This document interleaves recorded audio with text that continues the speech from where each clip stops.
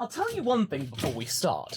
There are no core designs that I truly despise, but there are plenty that disappoint me. And sometimes being disappointed in something is worse than being angry at something. Please explain why you did this. I forgot to give a rating at the end of every single video, so I'm going to do it right here.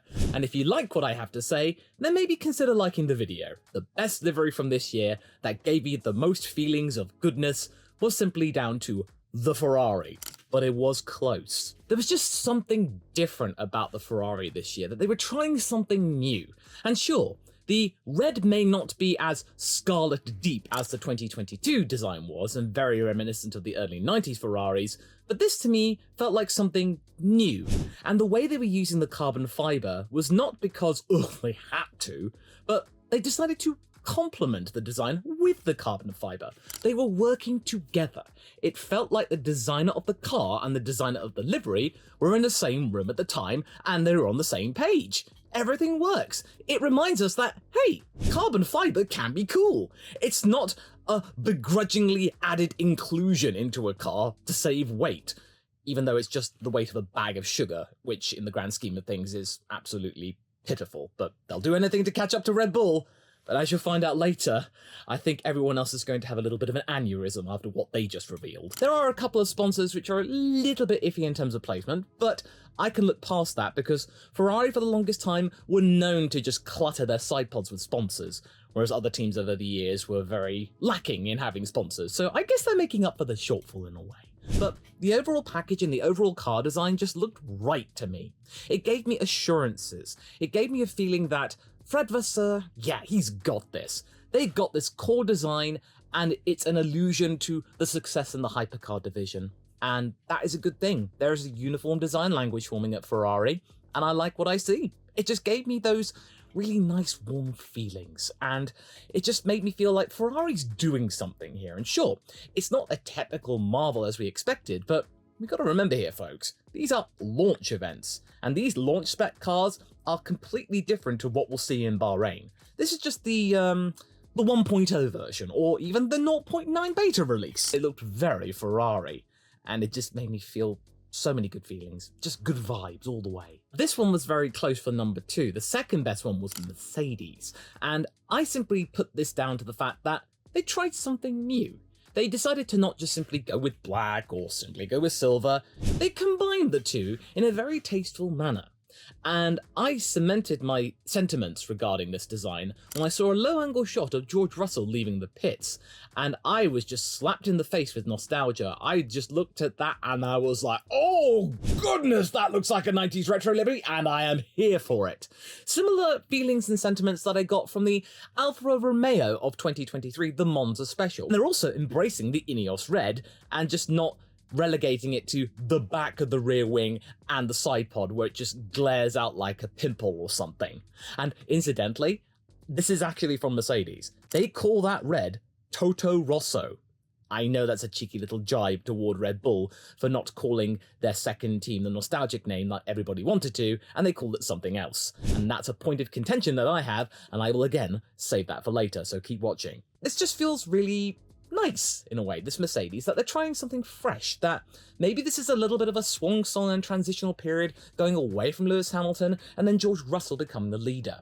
And I talk more about that in my main review of the livery, but right now, this feels like there's something new about it. The unbroken teal line to make the lines on the side at the top, the allusions to West McLaren Mercedes, the MP420, and maybe a little bit of the A-Spec MP430, which is a lot less glamorous, and the only thing that you could attribute that design of McLaren to is that inexplicable situation where Fernando Alonso had an electric shock or just stopped driving, and then nobody's been able to explain what happened since, including Fernando. It's one of the biggest mysteries of recent F1.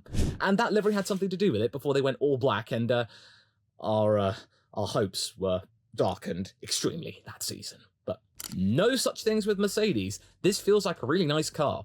And one of the biggest memories I will remember from that event is that they just started the stream and then boom, we were slapped in the face right there. And yeah, that was whiplash, I'll tell you what. Number 3 is Aston Martin. Now, as far as I'm concerned, I'm not going to keep going every single year, oh, the Aston Martin looks exactly the same. Because quite honestly, there are two good reasons why it should remain the same, and why it makes sense. First off, they've gotten in line finally with the Aston Martin racing branding of lime green and the British racing green of Aston Martin, which is completely associated with that company, even though they dropped the ball the first time around because BWT insisted on some pink. But the core livery itself just worked. There's no need to change it because it's become iconic and it's associated with a legacy brand. It makes sense to keep the basic composition of the livery the same. The only gripe that I really have is that the carbon fiber cutouts have started to encroach above the lime line, and it just sort of throws everything off, but it's a very small gripe in the grand scheme of things, because we are now heading towards a trend of seeing more of the traditional racing colours of countries coming back into F1 once more. British racing green being from a British team. Like with Ferrari, it's red, and even Mercedes a little bit with the silver, going back to the official, current recognised colour of racing in Germany. By the way, these colours are not necessarily emotionally connected to these countries. They were, by the regulators at the time, told to race in those colours. So the red of Ferrari might not have been Enzo Ferrari's personal preference. There's a little bit of an interesting fact there. And the original colours were different. Except for Britain, of course. That was always green. Sorry. British bias, sorry. But yeah, Aston Martin, nice and simple. It alludes to plenty of connections to its history. I can give it a thumbs up. It looks nice. Even though their side port inlets have now made me dub it the Aston Martin AMR24 Gurner. Because it sticks out that much. Then we're on to Red Bull at number 4. Yes, I know, the old jokes of every single year since 2016 that the basic livery is the same. Matte blue paint, red, yellow, there you go. Off down the pub. But there's something different here, because instead of this being a simple evolution of last year's car, this year there was a markedly different look to it, and Red Bull knows how to take a good photograph of its cars, because its profile cover on Twitter and this photograph looks intimidating. Yes, the cannons, or the hunched shoulders, are an acquired taste that Mercedes kinda pioneered with the W14, and thanks to reading the comments from yesterday's video, I found out that Adrian Newey had done an interview or something and said, well, if I'd have made the W14, here's what I would have done. And now he's gone and done it on the RB20. And you just think, Adrian, you are a mighty cheeky troll, sir. I applaud you. You got my respect. Of course, and I read your book and it's actually quite good, and I recommend people go and give it a read or a listen. But the thing is though, it made me really rank it up the list because of the feeling it gave me, because I want my first impression to really count for these videos. So I look at a livery and I just go, that's mean. That's, ooh, I'm kind of scared. And I think that's the idea that Red Bull is trying to go for, that they want people to be scared, that they set the script for 2023, and then they went, you actually went over there. Made you look. And by the way, that spindly nose, that's the nose that was the safer version of the one that failed the FIA crash test. So Newey had to settle for that design. That guy is an absolute machine, and he's in his 60s. He is not stopping. But the overall feeling I got from this Red Bull was different from the previous years, and that was enough to give it some praise and to bump it up a couple of places. Now, it's McLaren, and I know, my favourite team, and it's statistically mid. But I can assure you, it's not a mid design, and thanks to it being connected to its IndyCar project, it's now got some global connections, and a reason for it being the way it is. Not to mention the fact that it's a really nice inverted and differently coloured nod to the Marlboro McLaren days, which was a really nice design in of itself, and iconic. It's a shiny carbon fibre too. So it all works, and it's something that I do like, but I suppose it's sort of grown on me and it's sort of become background noise because of them revealing it 2 weeks earlier than anybody else. Just dropping it suddenly on the MCL60, which did make it look a little bit frumpy. It looks a lot better on the car for 2024. It just feels a bit tighter. It feels like this was meant to be designed for that car. And then on the MCL60, it was just like, we'll just drape it on here and just shock people. Well, it certainly shocked people. That's why I lumped it into the Mercedes video, because I felt like trying to do 2 videos would have just not made any sense and nobody would have seen one. But everybody saw both. A lot of people saw both. Whew. I think that was one of my best videos ever. Then it's Williams. Now, this car did not fill me with excitement. It didn't fill me with dread or horror or disgust. No, it made me smile. It made me happy for Williams that finally, after all these years since Martini abandoned them for suddenly dropping the ball hard in terms of performance, that they finally got a brand design language that they can stick to. This is an evolution of the FW45's design, and it's a really dapper one. That's how I would describe the car. It's a dapper looking car. What a smart looking boy. And I'm so glad the Duracell motif has stuck around, even though it's sort of become a little bit more abstract than it has been in previous years. But it's still there, the basic overall gold airbox cover. Very nice.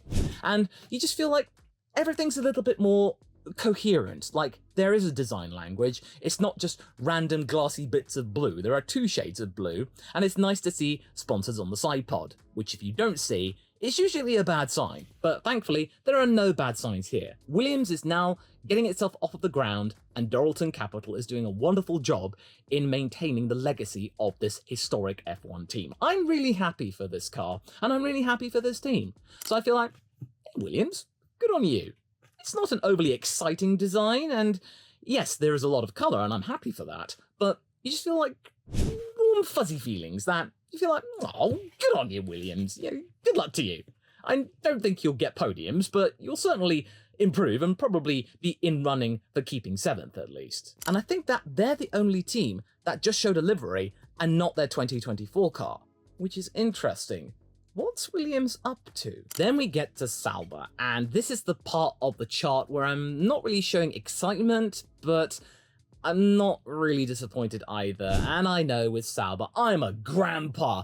I wouldn't understand, man. This is a pro gamer livery, man. Well, the thing is, though, is that there are bits and pieces of this design for this Sauber team and this Sauber iteration and branding that I like. The green is really impactful, and it's really nice to see a little bit more colour and something different and bold on the grid. It's really nice.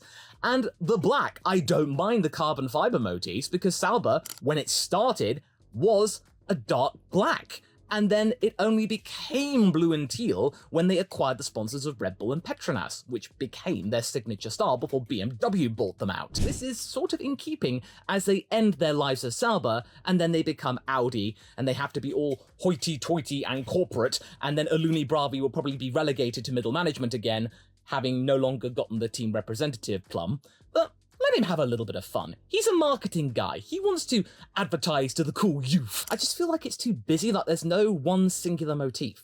If they had probably kept the lightning bolts or double sevens or whatever they are that's on the engine cover and airbox onto the main nose, or vice versa, what they did on the nose onto the back, then it might have been a really good design, but it probably wouldn't have been exciting or bold or just really a talking point. Maybe that's the point. They're meant to be disruptors. That's what they were saying in their presentation, which was not too shabby, actually. That was one of the better presentations, in that there was stuff going on, but you could see a little bit of cringe in there at some point. But again, it's just a little bit messy for my taste, but the colours, I dig. Haas. I said it before, and I will say it again. That Haas, though! The oversized lettering on the side pod is a little bit different, and it's certainly memorable, but unfortunately, at some angles, it reads as hob. The overall design, yes, of course, it's black and therefore carbon fibre, but it seems to be the design language of Haas for the moment, so this is an evolution of the 2023 car, which I don't mind too much, but it didn't really excite me, that one, and this doesn't excite me either. It's fine. It's okay. It's got the red of MoneyGram and what Haas has had over the last few years. It's got white, black. The nose looks okay, and the numbering is quite distinct, even though it does have some Red Bull allusions to it with the kind of almost bunched up numbering, but at least you can see it, which is becoming harder on some of the engine cover cannon hunched shoulders of other teams. It's okay. It doesn't fill me with excitement. It was fine.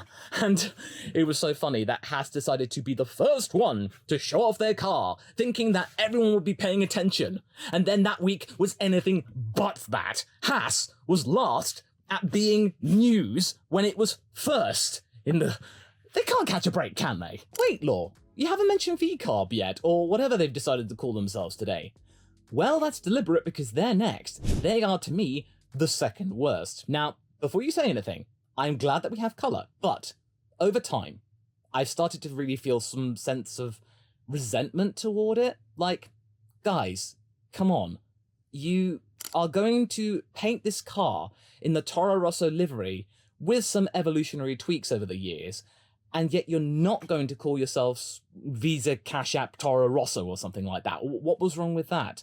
Did these companies pay you a lot of money to erase your identity and then tell everybody, no, it's not Racing Bulls at RB, it's just RB?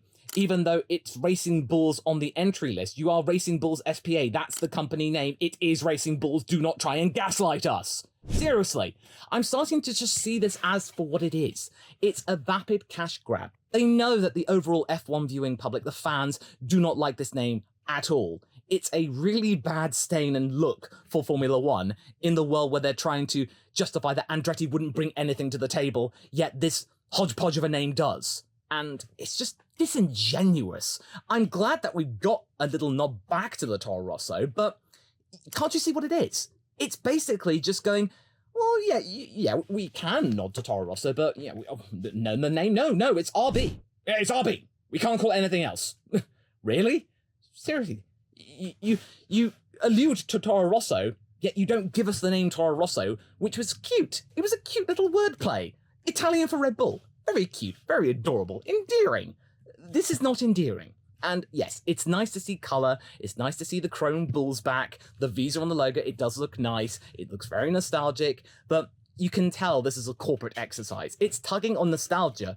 For us millennials, that is a guaranteed way in getting us to part with our pounds or dollars or whatever currency you have. That is a guaranteed ticket to get attention. Of course it did, it worked for me. And they are also now alluding to a livery, which everybody loves and cannot stop talking about. It is a branding exercise. It's vapid, it's cynical, and now they're also using the collegiate numbering because Daniel Ricciardo is a big fan of Americana, and you just get to see Daniel Ricciardo just, in an American football jersey and just going, defense, D. And then just, this is it. Money, Daniel Ricciardo, he's a brand. He's any brand's dream marketer. It's the team knowing that people don't like them for who they are, and they're just going with everything else, the branding, the drivers, and the overall car design, alluding to a good one, going, please love us, please! It worked at the time, but it doesn't work anymore. I'm disappointed in you, V-Carb, or whatever you call yourselves. Insert your name here, Racing Bulls, insert your name here, this is a cool spot. Now, I bet you know which one was the worst. Yes, it's Alpine, simply for the fact it didn't even really have a livery. It was a mistake to show the A424, the World Endurance car, before the A524, the F1 car, because it reminded me of the old game show Bullseye and that bit where they just go, here's what you could have won. And what we could have won was the World Endurance design, which was absolutely gorgeous, and a nice connection to what we got with the A521, the original Alpine, and that being a design classic, and it was gorgeous. Well, we didn't get that. Nor did we even really get a distinct pink edition of the Alpine livery that we get for the flyaway races at the beginning, the first 3 races. We didn't even get that. It was pink, but you could barely tell. And I know, all of these teams are trying to find some way of gaining performance by almost self-infecting themselves with carbon fibritis. You just feel like, where is this going to go? Some other teams have been clever with it, including Ferrari. But Alpine, they've just been really limiting to their designer, saying, here are specific places where you can put some colour. The stroke around BWT, don't make it too big. We need to save weight. And, okay, they're trying to justify it in a way. They're being cute. They're being self-aware by doing the carbon fibre thing. They're trying to poke fun at themselves, but that's not a good thing. They really should have come up with some colour. And also, it's really odd that a French team is not showing national pride, because going back to what we were talking about, racing colours of countries, France's is blue. That's why Alpine is blue. And yet there is barely any blue on the car. They could easily justify it again by saying that, oh, well, it's like the race suits. They're mostly black. You like the race suits. Why wouldn't you like the black thing on our car? Because now they're connected. They're associated with one another. Well, yeah, that's all well and good. But there's just barely any room to breathe. And just again, why did you show the World Endurance car and then show the F1 car? You got people hyped up expecting the world and then just dropped it entirely. It would have been better the other way around. Drop the A524 first, and then give us the wet car, to then just go, oh, okay, okay, all right, at least that eases the pain, okay. Oh, that's rough. It's a bad sign that Alpine's car may be a little bit heavy, and I hope not for Pierre's sake and Esteban's sake, because if Esteban's going all out war mode, like he said, then He's going to be hustling that car and maybe expect some more penalties for Ocon. If you would like to find out my more detailed analyses of all of the cars that have been on display, you can go here and watch the playlist from the beginning with Haas, and then just get yourself comfy. Pull up a brew, pull up a chair, and just chill.